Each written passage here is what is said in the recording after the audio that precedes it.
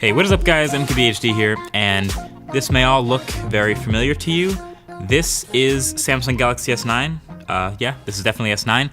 And this is new. You're probably wondering if it's worth your money for an upgrade. You may also just be wondering if it's a good phone or not. So I think the best way to describe this phone is it's a nearly perfect Samsung phone. So what I mean by that is if you've liked Samsung phones in the past, or you have an old Samsung phone and you like what they do with the software, with the great cameras, with the awesome design, with their build, then this is the best and most complete version of that they've ever made. But conversely, if you already don't like Samsung phones, like if slow Android updates aren't your thing, or you just don't like what they do with the skin, then this isn't going to change your mind. So it's a nearly perfect Samsung phone. So last year, the Galaxy S8 had the Infinity display. This year, again, Galaxy S9 has one of the absolute best displays in any smartphone, sandwiched between even slightly thinner top and bottom bezels than last time. And they've even done a slightly better job hiding the sensors and things in that top bezel, so the black looks more seamless. And that earpiece also now doubles as a second speaker, a front-facing speaker, so you kind of have a bit of a stereo speaker thing going on here. It's not quite the same, obviously, as two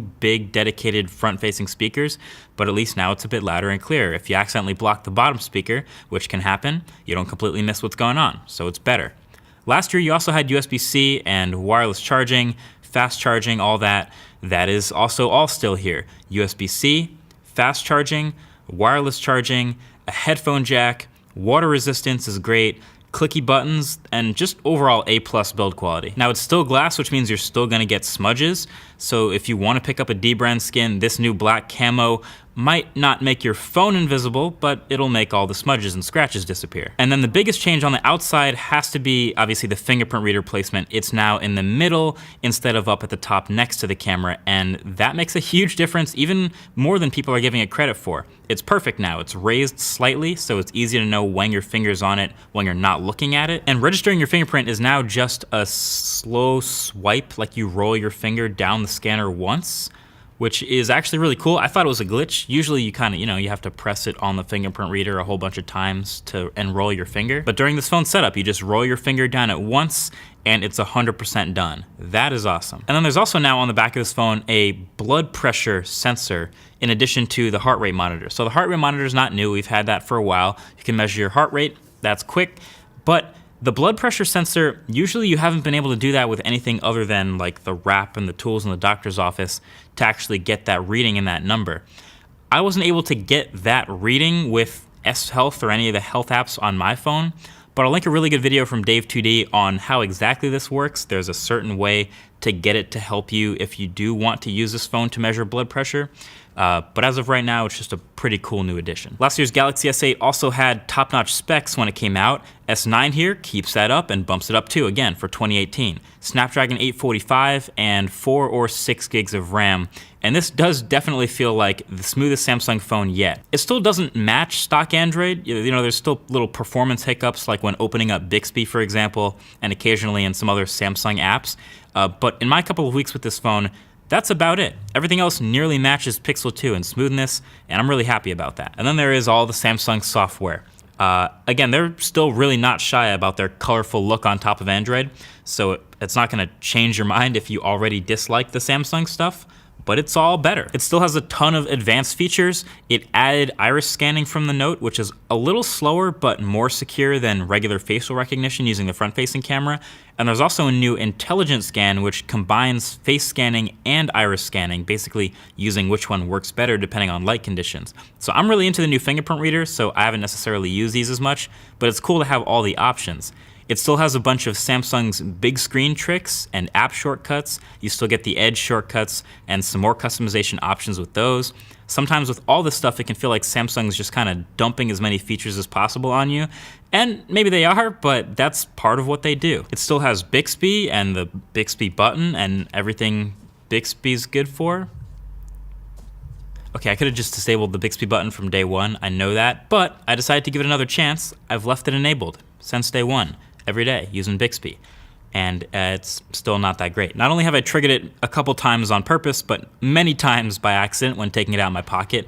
And every time I open it, I just kind of scroll down hoping to find something useful in these cards.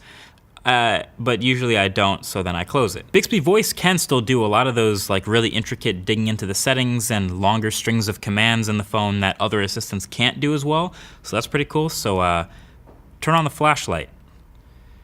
So if you're into that, if that's something you do on your phone often, you'll like Bixby when it understands you. But I'm not that person, so I'm gonna go ahead and disable it for now. So yeah, this is clearly still unapologetically a Samsung phone in the software department, for better or for worse. There's still 2 browsers out the box, 2 smart assistants, 2 calendars, 2 messaging apps. All the classic half-hearted Samsung ecosystem push is still there, but it's also Android, so you can get rid of that stuff that's annoying if you don't want it. Battery life, I think, is the biggest weakness of these new phones, the S9 and S9 Plus. It's not terrible, but among all the other great things about these phones, the battery life is definitely not great. So I spend most of my time with the S9 Plus, which has the bigger screen, but also bigger battery, 3,500 milliamp hours. And it would be dead by the end of the day. And most of my heavy use days with a lot of navigation, a lot of music playing, a lot of screen on time watching videos and social media, that would be enough to kill this phone in a single day. I don't even do that much mobile gaming, but if I were, that would kill it too. The upside of that, as it always is with Samsung, is fast charging and wireless charging. It charges really fast with the right charger. The one in the box, of course, or one of several other USB-C chargers like the MacBook Pro charger, but it can be kind of picky. The dash charger, for example, didn't work if you're curious. But being able to top up really quickly during the day, for me, I've said this before, it does offset the slightly weak battery this phone has. It would be great if it had better battery, but for me that's good enough. Depends on who you are. And then for the biggest, most reimagined new change in these phones, that would be the camera. Let's break that down. So there's a new 12 megapixel camera on the back, and if you get the S9 Plus, it gets the second telephoto camera as well, and it's the first modern smartphone with a variable aperture camera. It can physically switch between f1.5 and f2.4 depending on your lighting. So it defaults to f2.4, which is roughly average for a smartphone camera actually, and that's for your sharp, normal daylight photos most of the time.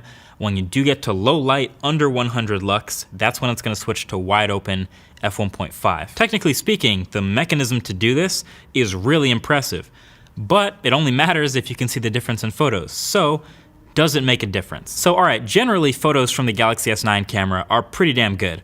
Photos are a little bit less overprocessed and a little less over-sharpened than they used to be, but it's clearly still the Samsung look we're used to with the bright, vibrant colors.